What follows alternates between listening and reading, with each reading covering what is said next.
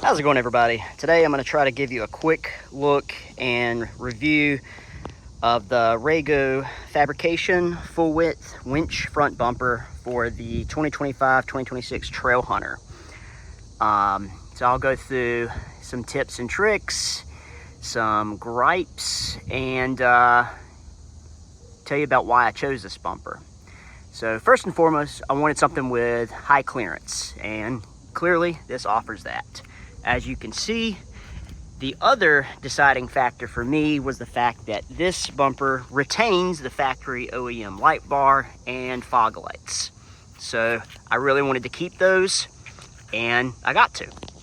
Also of note, this bumper does let me keep the factory skid plate. However, Rago does offer a skid plate that attaches directly to this one as well. So I think it looks great. I still have a little bit of work to do. This side came out better.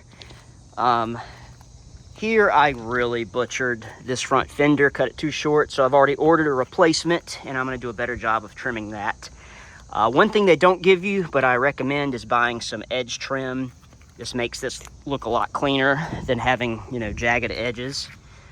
Overall, I think the bumper looks great, and it is very solid, very sturdy. It comes packaged very well. It will come on a crate in a box. There's lots of foam in there. So it is gonna, as you can see, I have a lot of my old pieces to my truck in here, but comes in a giant box on a pallet, very well packaged, so it shouldn't have any damage from the shipper. Another area I need to address is the washer fluid reservoir. It hangs really low, doesn't look great like that, and also you run the risk of debris flying up and hitting it. I don't really think I'm gonna do anything crazy enough to catch that, like a rock on that, but ultimately I'd like to either relocate that or maybe buy a universal fluid reservoir that will, locate somewhere else. As you can see, you retain your parking sensors. I'm probably going to spray paint these black at some point. Obviously, those were in the painted bumper previously. Where Rago really dropped the ball, in my opinion, is with their directions and customer service. So the directions online, they copy and pasted a lot of steps directly from the non-Trailhunter vehicle, and it's confusing at best. Everywhere, every page on there gives you a phone number to call for assistance. And when it comes down to the marking up of the bumper on where to cut, there was some missing numbers about where to, start the line over here. So I figured I'd give them a call. And the lady I talked to was nice, but her help was kind of condescending. The first thing she said was, "Oh, you have to read the entire instructions through. You can't just start from the top." That's a little condescending. I've read through these instructions like 3 times before attempting this install, so that was a little irritating. Then the best advice she could give me was that, "Oh, we recommend professional installation." Really?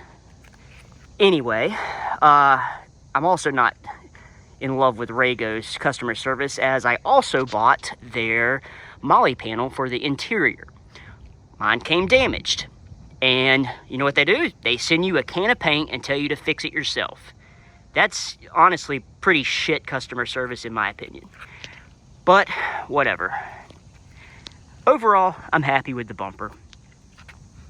A lot of this, installing this, at least for me, was taking the bumper on, or taking it off, putting it back on, taking it off, trimming a little, putting it back on, putting it back off, just over and over. I did not have any help installing this, so that was quite tiresome. But I managed. Obviously, you want to trim a little fit as you go.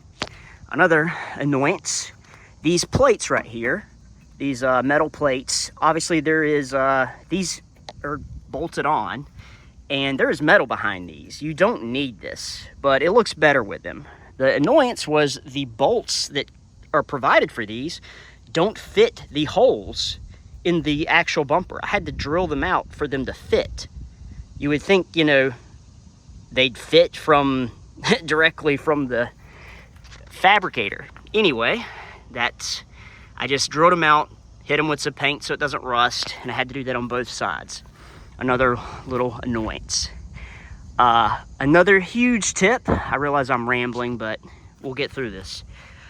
For installing the sensors, I went through this with my previous Land Cruiser. I had the Descent front bumper, and they have you heat up and remove the OEM ultrasonic sensor retainer. It's a little green piece, and it does not remove well. I am here to tell you, when you heat that thing up enough to get it to come off, it deforms very easily. So the pro tip I'm going to give you is just go ahead and order the part from Toyota. I'll try to put the part number in the description of this video. It costs like 80 bucks, but it's worth your time. You just get a brand new sensor retainer, stick it on, and call it a day. And don't worry about scraping those little turds off your OEM bumper. Yeah, like I mentioned, it was nice that I could keep my Trailhunter skid plate. I may want to upgrade to something a little thicker at some point, but right now I'm glad I could keep it. I will say, getting the bumper centered, there's all the holes are slotted, so you have good adjustability, but it didn't occur to me that I needed to make sure the holes here were lined up for the skid, where these bolts are. So once I had the bumper on and I was fitting the skid plate back on, I realized I could not get the OEM bolt back through here. So I did have to drill that out a little bit, just hit it with some paint and let that dry, and then I fit it back up. So anyway, that's tucked up nicely.